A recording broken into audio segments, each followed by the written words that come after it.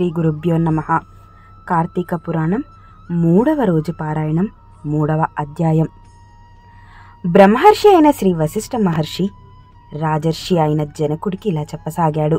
రాజా, స్నాన దాన జప తాపాలలో దేనిని కాని ఈ కార్తీక మాసంలో ఏ కొద్దిపాటిగా ఆచరించినప్పటికీ కూడా అది అక్షయమైన ఫలితాన్ని ఇస్తుంది. ఎవరైతే సుఖాలకు శరీర కష్టానికి భయపడి కార్తీక వ్రతాన్ని ఆచరించరో అటువంటి వాళ్ళు 100 జన్మల కుక్కలుగా పుడతారు. కార్తీక పౌర్ణమి నాడు స్నాన దాన జపోఫల ఉపవాసాలతో ఏ ఒక్కటి కూడా ఆచరించని వాళ్ళు 1,000,000 పర్యాయాలు చండాలపు యోనులలో జన్మించి తుదకు బ్రహ్మ రాక్షసులుగా పరిణమిస్తారు. ఇందుకు ఉదాహరణగా ఒక గాథను చెబుతాను, విను. అతి పూర్వకాలంలో ఆంధ్రదేశంలో తత్వనిష్ఠుడనే బ్రాహ్మణుడు ఉండేవాడు. సకల శాస్త్ర పారంగతుడు, అసత్యములు పలకనివాడు, అన్ని భూతములలో దయగలవాడు, తీర్థాటన ప్రియుడు అయిన ఆ విప్రుడు కూడా తీర్థయాత్ర సందర్భంగా గోదావరి తీరంలో ఉన్న ఒక ఎత్తైన మర్రి చెట్టు మీద కారు నలుపు కలవాళ్ళు, ఎండిన డొక్కలు కలవాళ్ళు, ఎర్రని నేత్రములు గెడ్డాలు కలవాళ్ళు, గుచ్చబడిన ఇనుప తీగలలాగా పైకి నిక్కపొడుచుకున్న తల వెంట్రుకలతో, వికృత ముఖాలతో, కత్తులు కపాలాలు ధరించి సర్వజీవ భయంకరులుగా ఉన్న 3 బ్రహ్మ రాక్షసులను చూశాడు. ఆ రాక్షసుల భయం వల్ల ఆ మర్రి చెట్టు 4 వైపులా కూడా 12 మైళ్ళ దూరంలో ఎక్కడ ప్రాణ సంచారం అనేదే ఉండేది కాదు. అటువంటి భయంకర స్వరూపులైన ఆ రాక్షసులను అల్లంత దూరం నుంచే చూసి తత్వనిష్ఠుడు అదిరిపడ్డాడు. దానితో పాటే ఆ రాక్షసులు కూడా తనను చూడటంతో మరింత భయపడిన వాడై శోకాకుల చిత్తంతో శ్రీహరిని స్మరించాడు. దేవతలు, లోకాలకు కూడా యజమాని అయినవాడా నారాయణ, అవ్యయ నన్ను కాపాడు అని అన్ని రకాల భయాలను అంతము చేసేవాడా, నిన్ను శరణు కోరుతున్న నన్ను రక్షించు. ఓ జగదీశ్వర, నువ్వు తప్ప ఇంకొక దిక్కు తెలియని వాడిని, నన్ను కాపాడు, రక్షించు అని ఎలుగెత్తి స్మరించుతూ రాక్షస భయంతో అక్కడి నుండి పారిపోసాగాడు. అతడిని పట్టి వధించాలనే తలంపుతో ఆ రాక్షస సత్రయం అతడి వెనకనే పరిగెత్తసాగింది. రాక్షసులు అలా బ్రాహ్మణునికి చేరువ అవుతున్న కొద్దీ సాత్వికమైన విప్రుని తేజస్సు కంటపడటం వలన తెరిపి లేకుండా అతనిచే స్మరించబడుతున్న హరినామం చెవుల పడటం వల్ల వెంటనే వారికి జ్ఞానోదయం అయింది.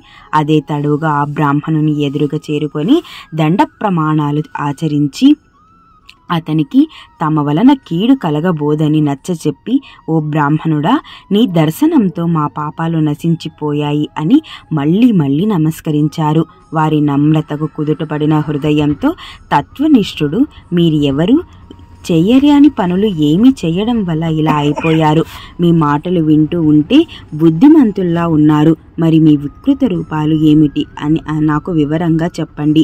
మీ భయం బాధలు తీరిపోయే దారి చెబుతాను అన్నాడు.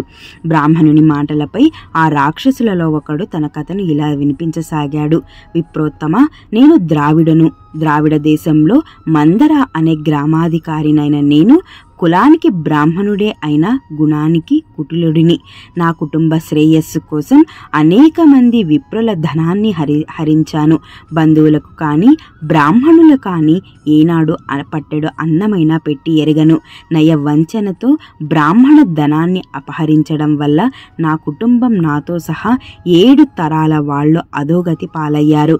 మరణం తర్వాత సహనం లేని ఎన్నో నరక యాతనలను అనుభవించి చివరికి ఇలా బ్రహ్మ రాక్షసుణ్ణి అయ్యాను.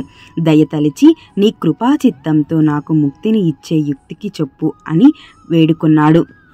2వ రాక్షసుడు ఇలా విన్నవించుకున్నాడు. ఓ పవిత్రుడా, నేను ఈ ఆంధ్రదేశానికి చెందినవాడనే. నిత్యము నేను నా తల్లిదండ్రులతో గొడవ పడుతూ వారిని తిడుతూ ఉండేవాణ్ణి. నేను నా భార్య పిల్లలతో శుభ్రమైన అన్నం తింటూ తల్లిదండ్రులకి మాత్రం చద్దికూడు పడేసేవాడిని. బాంధవ బ్రాహ్మణ కోటికి ఏనాడు ఒక పూట అయినా భోజనం పెట్టకుండా విపరీతంగా ధనం ఆర్జించి ఆ కావరంతో బతికేవాడిని. ఆ శరీరం శరీరం కాలం చేశాక నరకంలో ఘోరాతి ఘోరమైన బాధలను అనుభవించి చివరికి ఇక్కడ ఇలా రాక్షసుడిగా పరిణమించాను. ఆ ద్రావిడులా నాకు కూడా ముక్తి కలిగే దారి బోధించు అన్నాడు. ఇక పూజారి కథ. అనంతరం మూడవ రాక్షసుడు ముందుకు వచ్చి ఇలా మొరపెట్టుకున్నాడు. ఓ సదాచార సంపన్నుడా, నేను ఆంధ్రదేశపు బ్రాహ్మణుణ్ణి, విష్ణువు ఆలయంలో పూజారిగా ఉండేవాడిని, కాముకుడిని, అహంభావిని, కఠినమైన వాడను అయిన నేను భక్తుల స్వామివారికి అర్పించే కైంకర్యాల అన్నింటినీ నా వేశ్యలకు అందజేసి విష్ణు సేవలు సక్రమంగా చేయకుండా గర్వంతో తిరిగేవాడను. చివరికి గుడి దీపాలలోని నూనెను కూడా అపహరించి వేశ్యలకు దారపోసి వారితో సంభోగ సుఖాలను అనుభవించుతూ పాపపుణ్య విచక్షణ రహితంగా ప్రవర్తించేవాడిని. నేను చేసిన దోషాలకు ప్రతిఫలంగా నరకం చవిచూసి తర్వాత ఈ భూమి మీద నానావిధ హీన యోనుల లోపల నానా జన్మలను ఎత్తి చివరికి బ్రహ్మ రాక్షసుడిగా పరిణమించాను. ఓ సహృదయుడా, నన్ను మన్నించి మళ్ళీ జన్మించే అవసరం లేకుండా మోక్షాన్ని పొందే మార్గం చెప్పు అని ప్రార్థించాడు. బ్రహ్మ రాక్షసులకు ఉత్తమగతి పొందుట, తమ తమ పూర్వజన్మల వృత్తాంతాలను ఎంతగానో పశ్చాత్తాపపడిన ఆ రాక్షసులకి అభయమిచ్చి, భయపడకండి, నాతో కలిసి కార్తీక స్నానానికి రండి, మీ సమస్త దోషాలు నశించిపోతాయి అని చెప్పి వారిని తన వెంట బయలుదేరదీశాడు. ఆ బ్రాహ్మణుడు అందరూ కలిసి కావేరీ నదిని చేరుకున్నారు. అక్కడ తత్వనిష్ఠుడు బ్రహ్మ రాక్షసుల నిమిత్తమై సంకల్పం చేసి తాను స్వయంగా ముందు స్నానం చేసి తర్వాత రాక్షసుల చేత కూడా స్నానం చేయించాడు. అనంతరం సంకల్పంతో అతడు విధి విధానంగా స్నానం చేసి తత్ఫలాన్ని బ్రహ్మ రాక్షసులకు ధారపోయగా వారు విగత దోషులు దివ్య మేఘాలు అయి తక్షణమే వైకుంఠానికి ప్రయాణమయ్యారు. విదేహరాజా, అజ్ఞానం వలన కానీ మోహ ప్రలోభాల వల్ల కానీ ఏ కారణం చేతైనా కానీ కార్తీక మాస సూర్యోదయ కాలంలో కావేరీ నదిలో స్నానం ఆచరించి విష్ణువును పూజించిన వాళ్ళు నిస్సందేహంగా 10,000 యజ్ఞాలు చేసిన ఫలం కలుగుతుంది. అందువలన ఏదో ఉపాయం చేసైనా సరే కార్తీకంలో కావేరీ స్నానం తప్పకుండా చెయ్యాలి. కావేరీలో సాధ్యం కాకపోతే గోదావరిలో అయినా అలా ఎవరైతే కార్తీక దామోదర ప్రీతిగా ప్రాతస్నానం చెయ్యరో వాళ్ళు 10 జన్మల చండాలపు యోనులలో పుట్టి అనంతరం ఊర పందులుగా జన్మిస్తారు సుమా. కాబట్టి ఎటువంటి మీమాంసతోటి నిమిత్తం లేకుండా స్త్రీలు కానీ పురుషులు కానీ కార్తీక మాసంలో తప్పనిసరిగా ప్రాతస్నానం ఆచరించాలి. 3వ అధ్యాయం